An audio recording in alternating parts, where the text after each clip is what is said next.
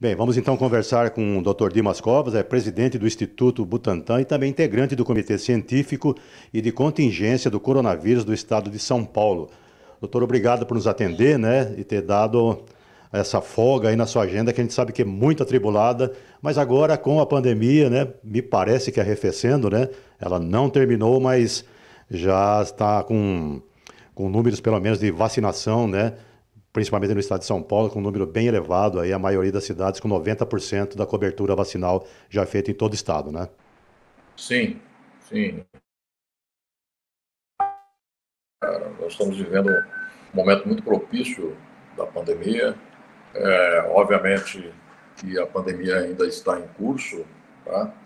Mas num momento muito favorável, com diminuição de número de casos, diminuição acentuada de internações e de óbitos, tá? E esperamos que essa tendência se mantenha nesse momento em que alguns países do mundo estão observando um novo aumento. Então, por exemplo, na Itália, nessa semana, na Alemanha, na Grã-Bretanha, novamente vem acontecendo aí um pequeno aumento no número de casos. Tá? Mas, de uma forma geral, aqui no Brasil, a tendência é de queda, e isso se deve principalmente à vacinação. A vacinação avançando muito rapidamente. O estado de São Paulo, em termos mundiais, é o terceiro posicionado, né, o terceiro colocado em termos de cobertura vacinal, e isso, não há dúvida nenhuma, tem impacto no curso da pandemia. Tá? Agora, doutora, com essas novas ondas, né, na Europa, em países da Europa, e também alguma coisa lá na China, né? Ah, isso não é preocupante, por exemplo, que pessoas que viajam de lá para cá tragam e disseminem o vírus aqui para a gente? Como é que está esse controle? Existe essa preocupação do Científico de Contingência do Coronavírus?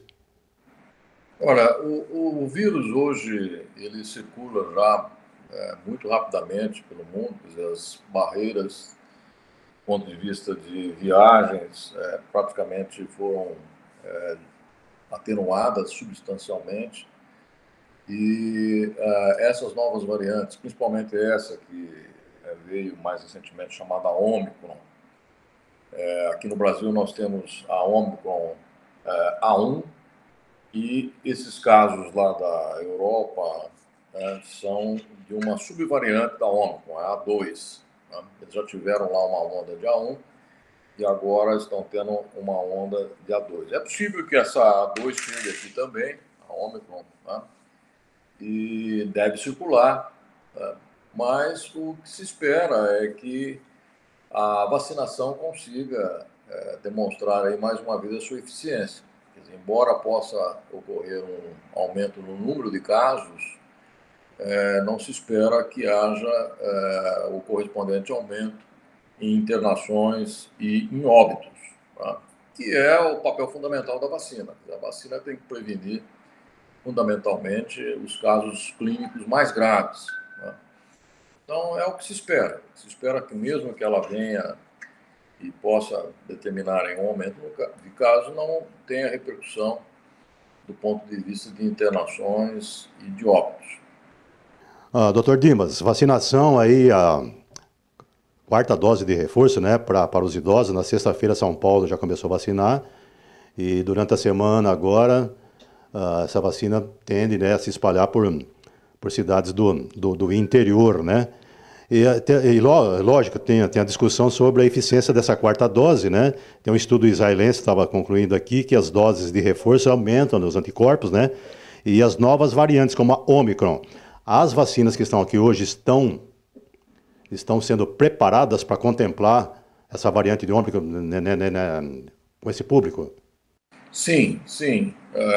Mas é importante ressaltar que ainda tem uma porcentagem razoável da população que ainda não tomou a terceira dose, tá? Quer dizer, a terceira dose, ela é fundamental para a proteção contra as variantes. Então, se a pessoa tomou duas doses, ela não está completamente protegida contra as variantes, principalmente contra essa variante Ômicron. Então, é necessário que as pessoas tomem a terceira dose. E agora, os mais idosos, os acima de 80 anos, né, vão também iniciar a quarta dose, né, por uma razão muito simples. Essa população foi a primeira população a ser vacinada aqui no Brasil. A vacinação, lá em 2020, começou com exatamente os idosos e profissionais de saúde, né? Então, esse reforço vacinal é exatamente para impedir que haja aí agravamento da saúde dessas pessoas, tá? Então, é importante que as pessoas tenham presente que vacina protege, vacina evita internação, evita óbito, mas é importante vacinar. As pessoas que ainda têm resistência à vacina, infelizmente isso aconteceu aqui no Brasil, né? Muitas pessoas desacreditando aí do poder protetor das vacinas, e muitos até criando aí as chamadas fake news em relação às vacinas, né? É importante esclarecer: vacina protege, vacina é segura e nós precisamos vacinar. A pessoa que não está vacinada ou que não está completamente vacinada está em risco, certo? Agora, desculpe. E veja, nesse momento, mesmo nesse momento de arrefecimento da pandemia, nós ainda estamos tendo em torno de 320, 350 óbitos por dia. Ainda temos um número elevado de óbitos, né, e mais de 45 mil infectados todo dia. Então, estamos num período bom, sim, mas temos que continuar tomando aí as vacinas, né? Doutor, a Butantan está trabalhando numa nova versão, né, de vacina contra a Ômicron, né? O Butantan, não apenas contra a Ômicron, o Butantan trabalha no desenvolvimento de vacinas combinadas. Quer dizer, vacinas que incluem a Ômicron, incluem as outras variantes e também a combinação da vacina para o Covid com a vacina da gripe. Esperamos que no próximo ano nós tenhamos já essa vacina disponível, né? De forma que na campanha habitual de vacinação para a gripe, que é normalmente a partir de março, abril até junho, julho, esperamos que no próximo ano nós possamos ter já uma vacina combinada, gripe e Covid, na mesma aplicação. E também tem aí o estudo, né, e o desenvolvimento aí da vacina essencialmente brasileira, né, que é a Butanvac. Como é que está aí esse projeto? A Butanvac é uma esperança para o Brasil, uma esperança para o mundo, porque é uma vacina extremamente eficiente e de baixo custo. Essa é uma característica necessária nesse momento. No mundo já foram aplicados, por exemplo, mais de 10 bilhões de doses. Infelizmente, menos de 15% dessas doses foram aplicadas nos países pobres e de renda média, tá? Então, esses países, dado a dificuldade que têm de acesso à vacina, porque a vacina é um bem que custa, precisam de ter uma alternativa. E a alternativa é exatamente a Butanvac, que é uma vacina de baixo custo e de alta eficiência, tá? Estamos já em curso o estudo clínico dessa vacina e esperamos também que até o final desse ano essa vacina possa estar disponível para o Brasil e para boa parte desses países mais pobres do mundo. Doutor, recentemente o governador João Dória, né, divulgou a ampliação da produção e também das instalações, né, do Instituto Butantan. O senhor acredita que tenhamos capacidade de produzir para o consumo interno e ter esse excedente para exportar, inclusive, para esses países que têm menos recursos? O Butantan já é um dos maiores produtores de vacinas do mundo, tá? Ele está se tornando a cada dia um importante produtor de vacinas para o Brasil e também para outros países, tá? Então, por exemplo, esse primeiro semestre agora, nós estamos entregando vacinas para a Organização Pan-Americana de Saúde. No segundo semestre, vamos continuar mandando vacinas para o hemisfério norte, vacinas da gripe para o hemisfério norte. e temos total capacidade de produzir essas vacinas para o Covid integralmente aqui no Brasil. A Butanvac já tem uma fábrica pronta para a sua produção e outras vacinas também que estão em desenvolvimento, como a vacina da chikungunya, que nós estamos estudando, a vacina da dengue, que também estamos estudando e que já tem fábrica pronta para isso.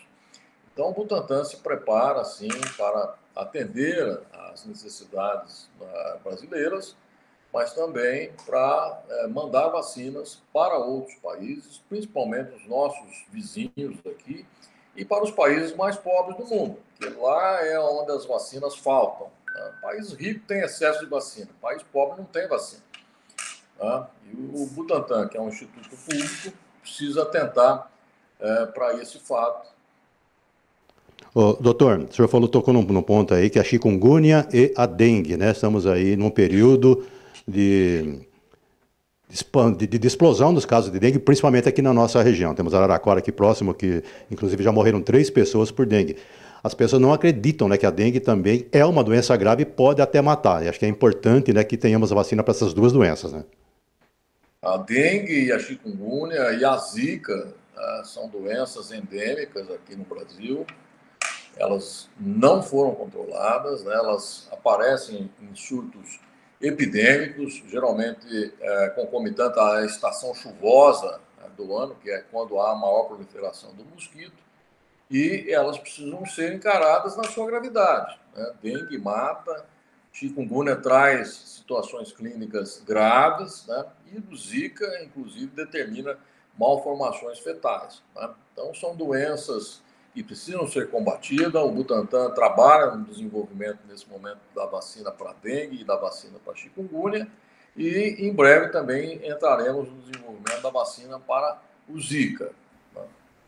Doutor, o senhor falou em fake news, né? E lá no início de 2020, né, quando houve o plano de vacinação no Brasil, houve ali um choque de ideias, né, de idas e vindas com a Anvisa, e também discussão política e ideológica, que acho que atrasou um pouco o início da vacinação, que poderia o Brasil, né, ter avançado com muito mais rapidez do que foi a nossa vacinação, né?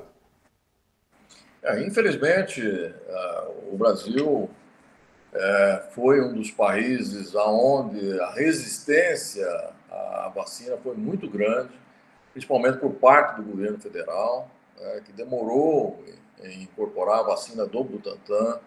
A todo momento criou aí um ambiente desfavorável a essa vacina, desvalorizando o seu poder pelo fato dela ser feita na China e em associação com o Butantan. E isso, de fato, atrasou. Nós poderíamos ter ganho aí pelo menos um mês, né, no início da vacinação. Essa vacinação poderia ter acontecido em dezembro de 2020, mas, felizmente, iniciou por uma grande participação do governador João Dória e do Butantan no dia 17 de janeiro de 2021. O senhor acredita que essa resistência à vacina ela possa ter contaminado, né, e, paralelamente, a outras vacinas? Porque, tomo como exemplo a nossa cidade de Matão, né? Aqui a gente faz campanha de convencimento para que os pais, né, levem as crianças para vacinar naquela vacina que é a vacina de rotina, né? Exatamente, isso aconteceu, isso prejudicou não só a questão do Covid, mas prejudicou inclusive a adesão a outras vacinas que já estão aí sendo usadas há 20, 30 anos, né? E o Brasil, no ano passado, apresentou baixíssimos índices vacinais, né? E isso é um alerta. Quer dizer, quando os índices vacinais da população, principalmente da população infantil, caem, quer dizer, essa população fica vulnerável a doenças que já são absolutamente controladas, como, por exemplo, o sarampo. Né? E não podemos permitir que haja o retorno significativo desse tipo de doença. Né? Inclusive, já se chegou até a falar na volta da poliomielite. Quer dizer, se nós não mantivermos os índices de vacinação elevados, é possível que algumas dessas doenças retornem. Né? E nós que somos um pouco mais antigos, né, temos presente na memória o estrago que a poliomielite fez, tá certo? Então, nós não podemos brincar com a vacinação. A vacinação de crianças, ela é absolutamente fundamental. O senhor falou da polio, né? Da polio e também do sarampo, né? Sarampo praticamente erradicado, mas lembrando que o sarampo não é uma doença qualquer, não, né? E, sem dúvida, o sarampo, ele tem que ser aplicado a vacina na infância, e quando a pessoa não toma a vacina, ela fica da adulta suscetível a uma forma grave da doença. Inclusive pode morrer. Nós tivemos aí em 2018, 2019, um número elevado de óbitos em adultos por sarampo. Isso significa que esses adultos que contraíram sarampo não foram vacinados quando eram crianças, quando eram jovens. Né? Não houve um relaxamento aí, né? Isso, sem dúvida. Doutor, para terminar aqui, vamos falar da notícia fresquíssima, né? Que na sexta-feira caiu aí a obrigatoriedade do uso da máscara. E esse assunto também gera uma discussão. As pessoas que são contrárias nessa medida e outras favoráveis, né? O que o senhor tem para dizer sobre essa medida do governo do estado de São Paulo, né? Em abolir o uso da máscara, deixando ele facultativo, claro, né? Mas no momento em que a pandemia não terminou ainda, né? Essa a gente não consegue parar ela com decreto, né? Sim. Veja, a questão da desobrigação legal, tá certo? Tem implicações, obviamente, do ponto de vista de aplicação de multas, de restrições, assim por diante. Agora, isso não abole, por outro lado, né, a importância da máscara. Quer dizer, a máscara, nesse momento, ainda continua sendo importante o seu uso nas situações de aglomeração, nas situações em que a pessoa tem necessariamente estar próximo a um grande número de pessoas, como no transporte público, no metrô, em outras situações, né? Então, a necessidade da máscara ainda se mantém. Tá? Quer dizer, apesar dela não ser mais obrigatória e, portanto, para essas situações não haver a restrição legal, a aplicação de multa e assim por diante, a importância da máscara se mantém, sim, e a sugestão é que as pessoas usem a máscara sempre que estiverem expostas. Tá? Sempre que houver uma exposição maior, que use a máscara. Na minha opinião, de pesquisador e médico, eu acho que o uso da máscara foi um grande avanço. Veja, durante o período de 2020 e 2021, quando nós usamos máscara de uma forma generalizada, nós não tivemos a epidemia habitual de gripe. Quer dizer, controlamos a de Covid e não tivemos a de gripe. E por tabela a gripe. Sim, por tabela prevenimos a gripe. Isso mostra a importância do uso de máscaras quando estamos expostos a risco. Nesse momento ainda existe o risco, logo, logo vamos ter o risco da gripe, né, da influenza, à medida que o tempo vai esfriando. E, na minha opinião, como eu disse, de cientista e médico, eu acho que isso é um hábito que deve ser mantido, né, sempre que houver uma maior prevalência das doenças respiratórias. Doutor, o senhor falou na vacinação contra a influenza, né? Ela está para começar essa campanha. Esses lotes de vacina que já virão modificados, adaptados ao novo comportamento do vírus, né? Porque o vírus ele dribla, né? Os mecanismos de defesa e combate a ele, né?